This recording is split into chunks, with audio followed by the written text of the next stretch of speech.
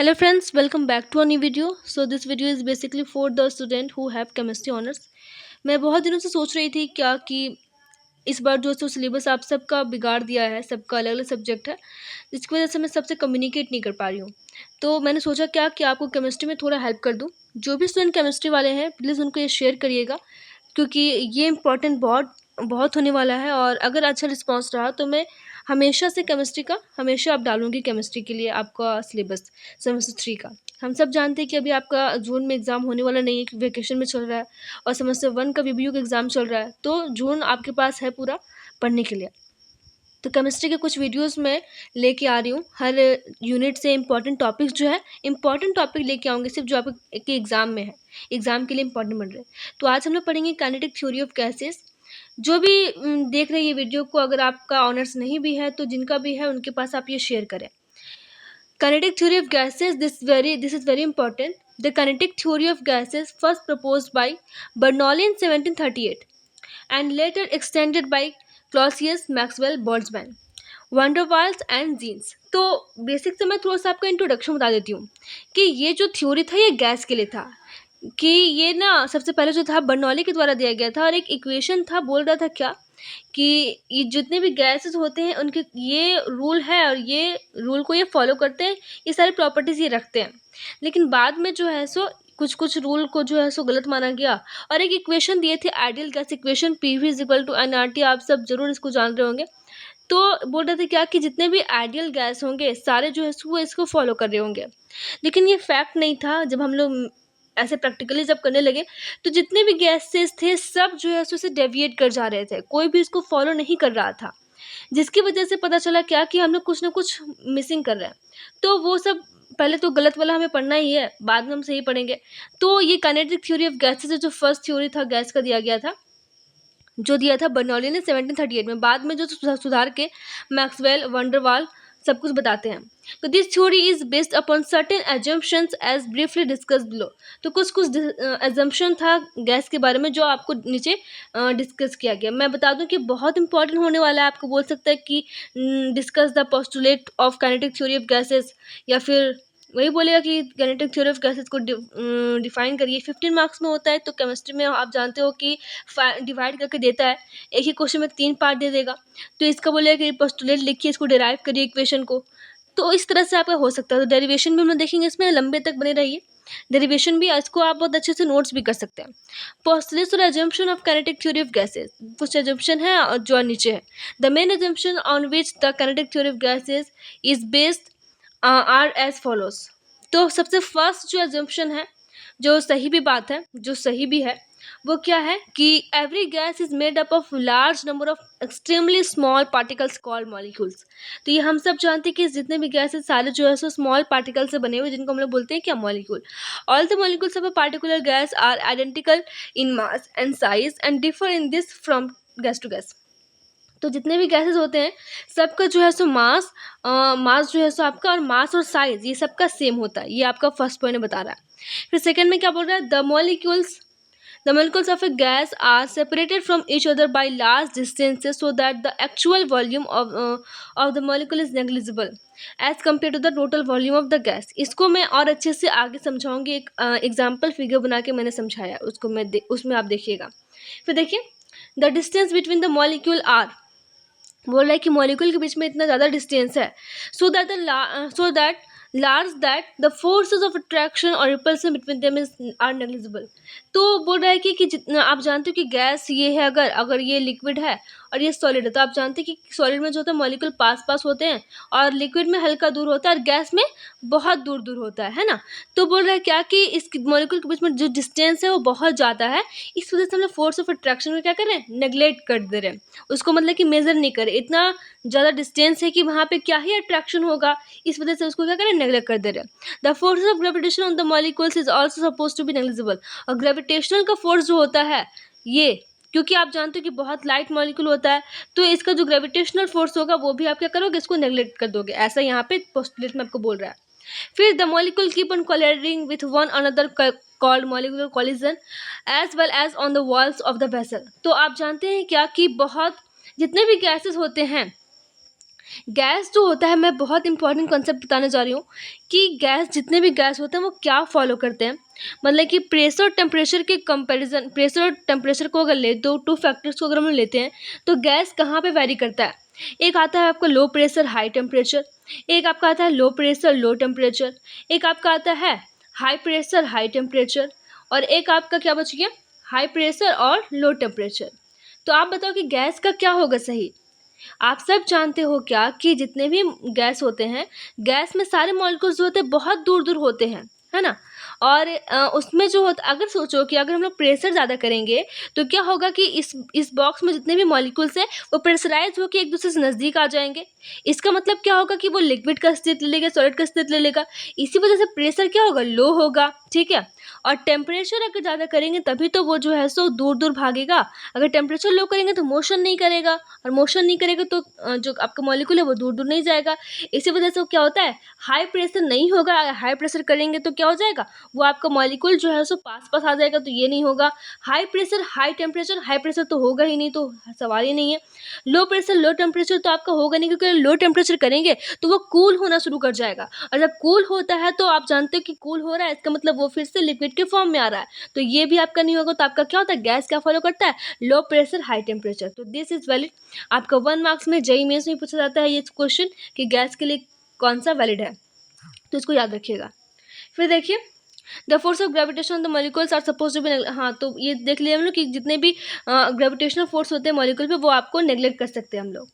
The molecules keep on colliding, हाँ यही देख रहे थे कि जितने भी मॉलिक्यूल होते हैं वो एक दूसरे से धक्का मुक्की कर रहे होते हैं, मतलब कि टकराते रहते हैं, और साथ साथ में वो अपने एक दूसरे में टकराने के साथ साथ वो दीवार पे भी, वेसल की दीवार पे भी टकराते हैं, जिससे कि आपका जो है सो वहाँ पे टेम्परेचर, हाई टेम्परेचर की वजह से ये सारा हो रहा होता है। फिर देखिए, the pressure exerted on walls of the vessel is due to bombardment of the molecule on the wall of vessel. और जो भी प्रेशर एग्जर्ट हो रहा है वॉल पे, वो क्यों हो रहा है, ताकि क्योंकि जो है सो मॉलिक्यूल जो है सो एक दूसरे में कोलाइड कर रहे हैं। बोम्बार्डमेंट मतलब कि वही टकराना हो रहा है। तो वही जो मैंने बोला सेकंड पॉइंट में समझाऊंगी वो यहाँ पे है। तो हम लोग को क्या बोल रहा है, काइनेटिक थ्योरी ऑफ पोस्टुलेट क्या बोल रहा है कि हम लोग वॉल्यूम को क्या करेंगे, नेग्लेक्ट कर देंगे, क्योंकि इतना दूर दूर में है। लेकिन यहाँ पे देखो, the volume occupied by a gas molecule is negligible when compare two molecule of A gas. तो मतलब कि यहाँ पे देखिए, अगर हम लोग यहाँ पे एक वेसल है, इसमें मॉलिक्यूल अगर गैस की, तो इतना दूर दूर रहता है। लेकिन अगर इसी मॉलिक्यूल को हम लोग एक जगह अगर जमा कर दें तो हम लोग दूर दूर समझते हैं, तो सोचते हैं कि क्या ही वॉल्यूम होगा इसका, इसलिए इसको नेग्लेक्ट कर देते हैं। लेकिन आप देखो कि अगर इसी सारे मॉलिक्यूल को हम लोग अगर यहाँ जमा कर दें तो उसका कुछ ना कुछ मास, कुछ ना कुछ तो उसका वॉल्यूम होगा ही।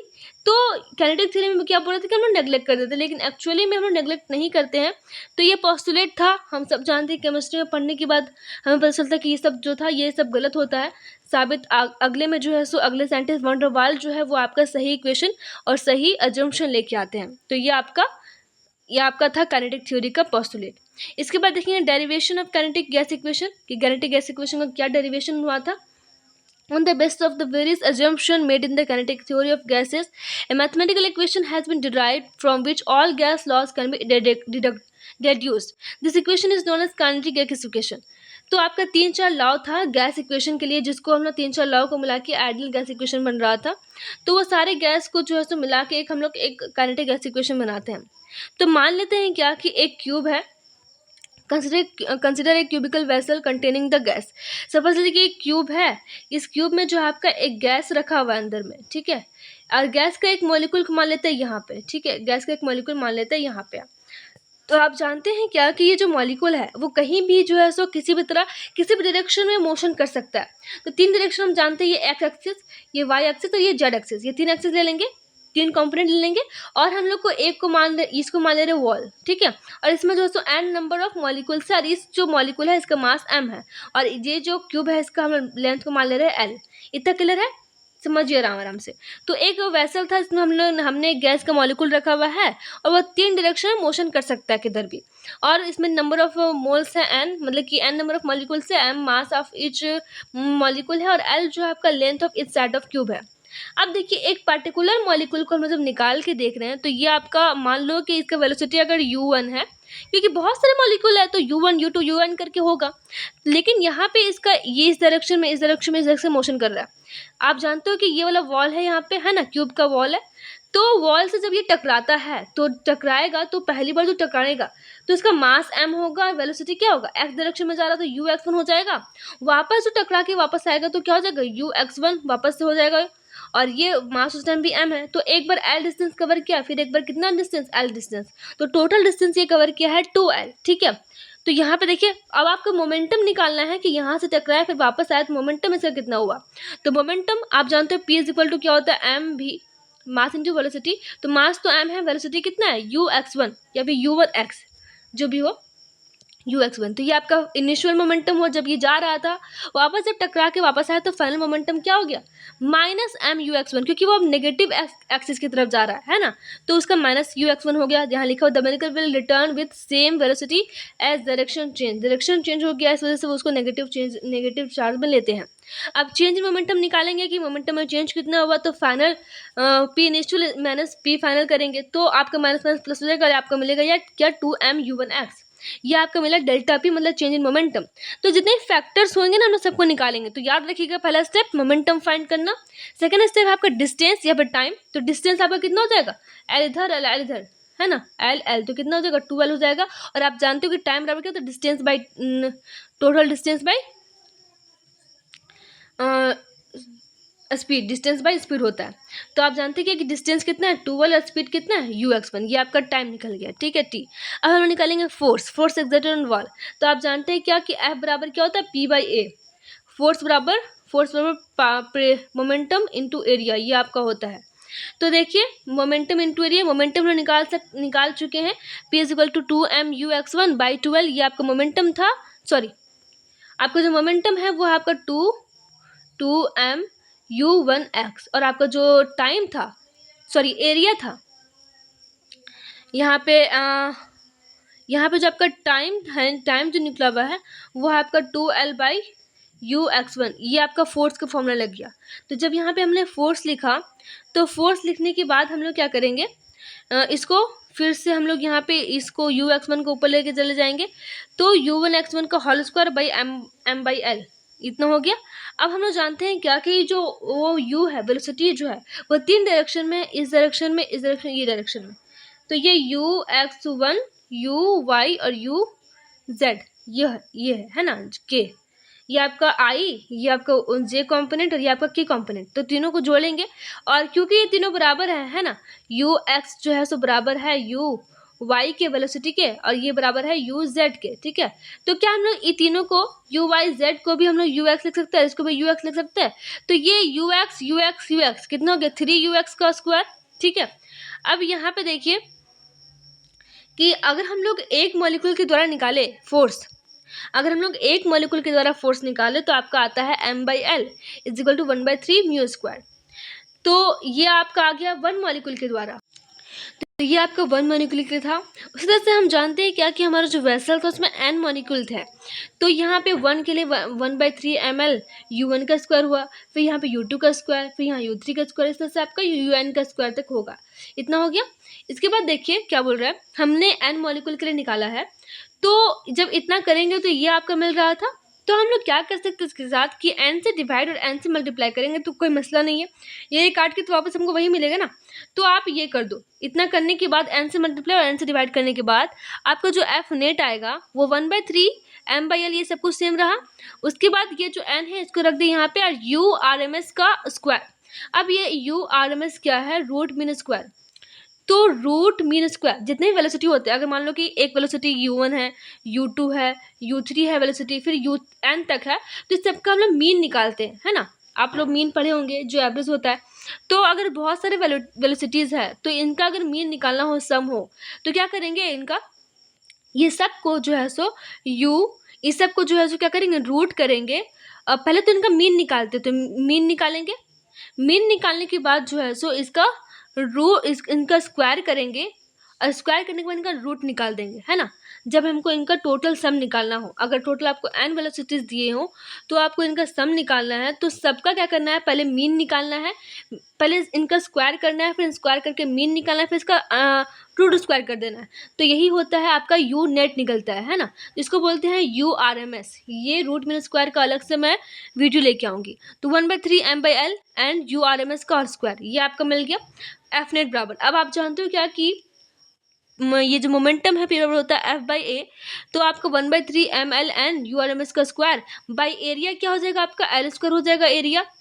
फिर आप देखोगे क्या कि यहाँ पे जो ये वाला एल और ये वाला एल मिला के क्या हो जाएगा एल क्यूब हो जाएगा। तो 1/3 mn URMS का स्क्वायर बाई एल क्यूब, और फिर इसको और हम सॉल्व करेंगे तो यहाँ पे आप जानते हैं क्या कि एल क्यूब जो होता है एक वॉल्यूम होता है ना, तो वॉल्यूम एल क्यूब की जगह पे हम लोग वॉल्यूम लिख सकते हैं।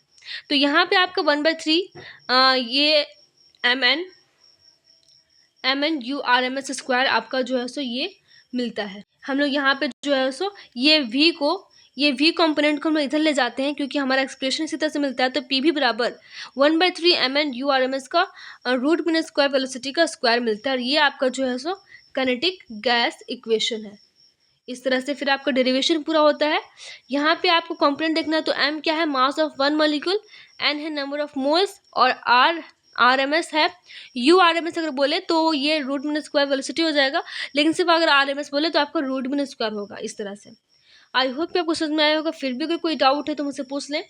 मैं और भी जितने भी इम्पोर्टेंट टॉपिक्स है आपके केमिस्ट्री में सेमेस्टर 3 में मैं लाने की कोशिश करूँगी। Thank you.